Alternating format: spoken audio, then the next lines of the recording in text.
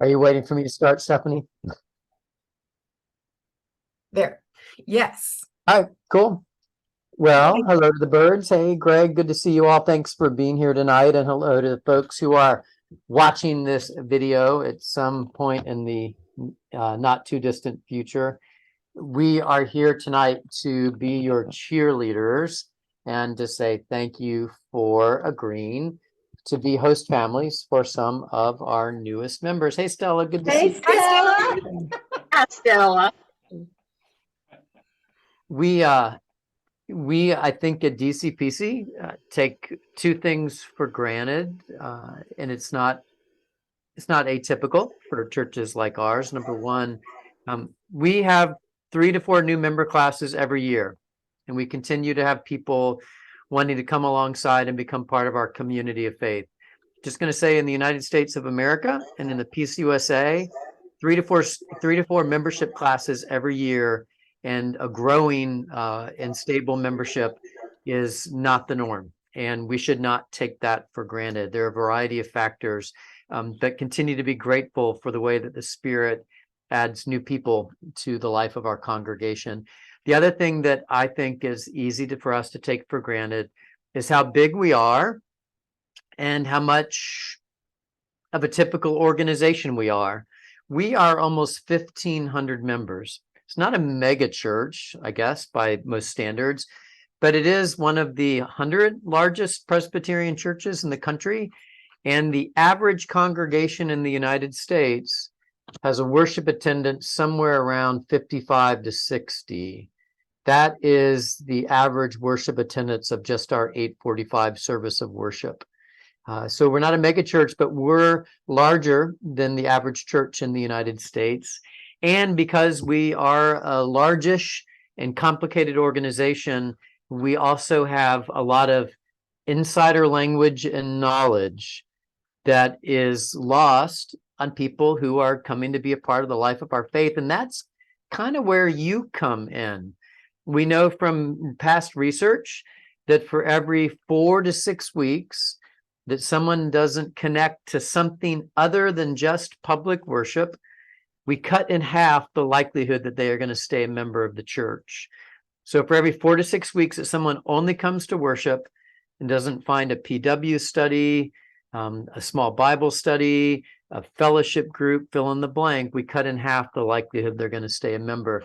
But to find their way to those small groups, they need translators, shepherds, guides, or we in this church call them hosts. People who might say, and I have no idea who you all are partnering with, but I'm just going to grab Sissy for a minute. Maybe she and Rich have a couple who are joining the church, and there's a woman who might be interested in a PW study. I know that it's hard for folks to remember this, but when you say the word PW circle, it means nothing to someone who has never been part of a PW circle. How is it different from a PW square? How is it different from a QS circle? So it is really important that our new members have people that can invite them to be a part of something that you're a part of, translate or share information about things that you know about that might fit them in terms of interest and demographics. But when I think of the role of a host family, I think being that translator and guide is probably the most important role. A question I want to put to you, and then I'm going to hand you off to Stephanie for a few moments, who's going to talk about the document she sent. The question that I think can be helpful for folks who are going to be host families is, when you join the church, or maybe it's been a while and you can't remember that, the last time you joined an organization, what do you wish someone had told you, or what do you wish someone had done for you to feel like you became integrated into the life of that organization? Answering that question may be a positive one. Maybe when you joined the church, Paige and Joe Hug, you had a great host family that did X, Y, and Z for you. And if that felt good, those might be some good things to do for the family that you're welcoming in. Or to put it in the negative, if when you join the church, you wish someone had done X, Y, and Z, those might be good things for you to think about doing for your host family. But of course, you're going to kind of read the room. Not every new member has the same kinds of needs as others. sometimes people join a church and they've actually been worshiping for a year, 2 years. I had a guy at my former church who'd been worshiping for about 11 years. And when they finally persuaded him to join, they said, why didn't you want to join? He goes, I didn't want to be asked to be on a committee. But for 11 years, he worshiped. I had another guy who just worshiped for a year or two. But he said, Peter, I know you guys would love me to join. I can't join the church right now. My mother's died in the war Roman Catholic and it would kill her. Someday I'll join, but I'm just not able to do it yet. But so those are folks who didn't need a host family to invite them to everything or explain everything. And so you're going to kind of read the room. Some of our new members have found some places to slot in. Sometimes they know a little bit more, but we want to find out what might be helpful to them. And again, that's where you come in. So Stephanie, why don't you talk about that document a little bit and then we'll take questions. Alrighty, let me see if I can get this up here. This is the host job description that I sent to all of you. Let me know if you did not get it and I can send it again. Peter has kind of gone over the objectives of what the host family actually is. He does a really nice job with that. So what I'm going to talk through is kind of our 6-month timeline, starting, of course, with the most important thing, the class on Sunday, which is 8:45 through the 11 o'clock worship service. But your part is just from 8:45 to about 9:45. You'll just be there for the first hour of the class, and you're in the introductory portion of the class. So I'm going to send you a brief script between now and Sunday of how to introduce yourself. We just sit in a big circle and we go around and everybody introduces themselves in basically the same way, just so that we can get through all those people in 1 hour or less, hopefully. So you'll have time to actually talk to your new member and make some connections and share contact information and those types of things. But that's the first and most important thing. After that, we're going to have a ministry fair on August 27th in Jeton Hall. And that's going to be, it's actually 9:30 to 12:30. That's just a fun morning thing. If you want to hook up with your new member and pick a time to go there together, you can help facilitate that process for them and introduce them to some committee chairs that you know, or take them over to some booths with ministries that you're a part of and get them acclimated. That, of course, is not a requirement whatsoever, but I think it's a good opportunity for you to kind of shepherd your new member a little bit. And I'm going to remind you, before all these things happen, you'll get email reminders from me about each event.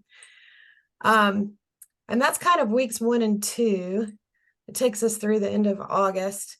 And then I kind of have it laid out weeks 3 to 5 and then months 2 to 6. We have started inviting the new members and host families to eat at one of our Wednesday dinners, which, Peter, now that I'm saying this, I'm not 100% sure we're having Wednesday dinners. You are probably about 95% sure we're having Wednesday Okay. dinners. Okay, so if we have these dinners, we're most likely going to invite you on, when did I put? September 20th. So it's not the first dinner. We're going to let them work out the kinks, and then we're going to invite you guys on the 20th. And basically, you just come and have dinner with your new member that night, and whichever pastor is in charge of the devotion that night will introduce you all and kind of, let the whole rest of the crowd know that the new members and host families are there. And hopefully we'll have some sort of icebreaker. So the people that you're sitting with at your table, you can get to know them better. And that's just a fun, easy, relaxed night. The next thing after that, which is, and again, I'm saying most likely going to be the 19th of November, is what we call a new member host family gathering. And that's a time where we go to the congregation house for 1 hour and we just play games. We have icebreakers and we eat snacks and we do fun things. And then at the end of it, Harriet Roseborough gives a tour of the main building of our church to any of the new members that haven't even walked through. There are people that join this church that have been worshiping online, and then they come to the building maybe twice and decide they want to join, but they've never been to the second floor. They don't even know what Jeton Hall is. they don't know where the women's bathroom is on the first floor, barely. So that's just that's a fun time to just be with your new member, and it's a good opportunity for them to get to know our church better. But for you guys, we're going to invite so it'll be this class plus October's class that comes to that gathering. So you'll get to meet not only the people that you're going to get to know from this class, but the next class as well. And then at the end, I just put some follow-up questions. It's just really basically showing up for these events and being with your new member, but then also checking in with them, several months from now, just to ask them, did you get to a Sunday school class? Are you going to worship? Did you find a place to plug in? And just whatever feedback you get from them at that time to let me know and kind of give me feedback on how they are so I can follow up with them as well. And that's basically it for that.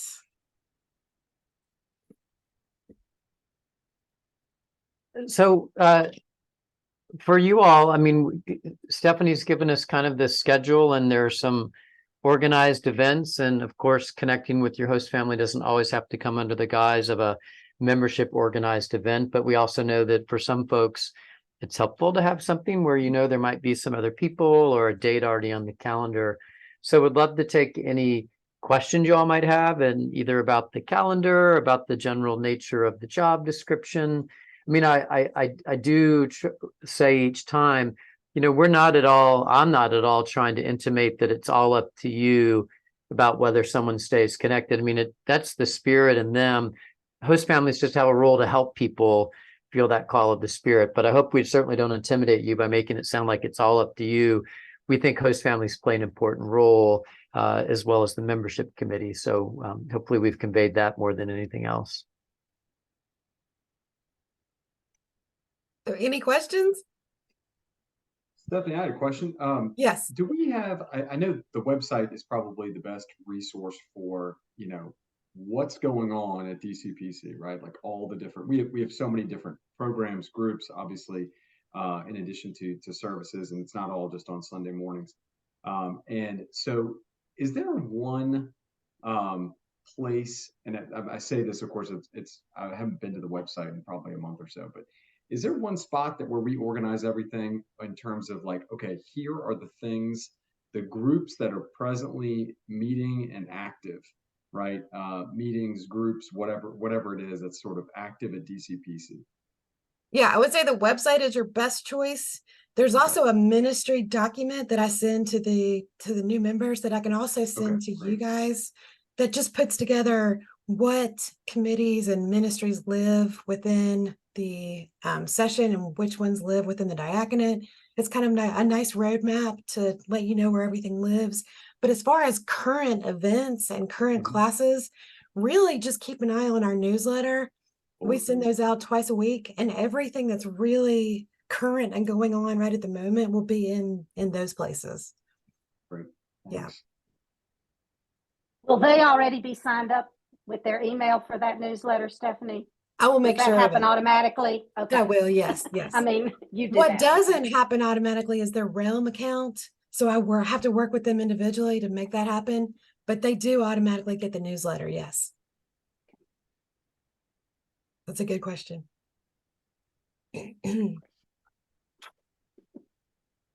Anybody else? Marjorie, would you like to say a few words?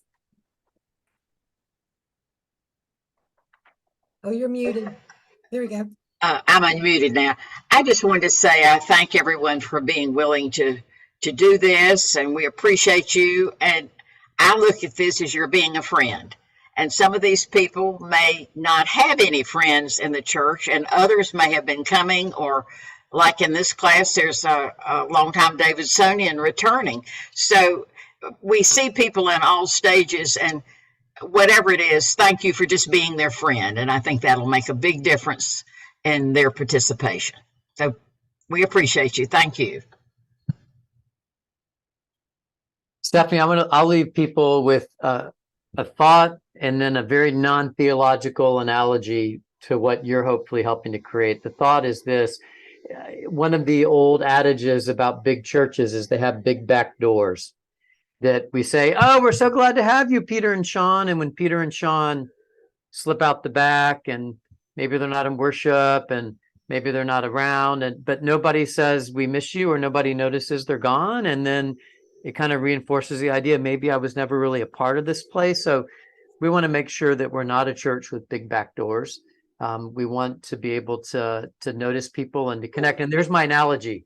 And Joe and Paige Hug are too young, but for the rest of us on the call, what was the theme song for Cheers? Everybody knows your name. Oh, good job, Everybody Joe. knows I'm your impressed. name. Okay. Everybody knows your name.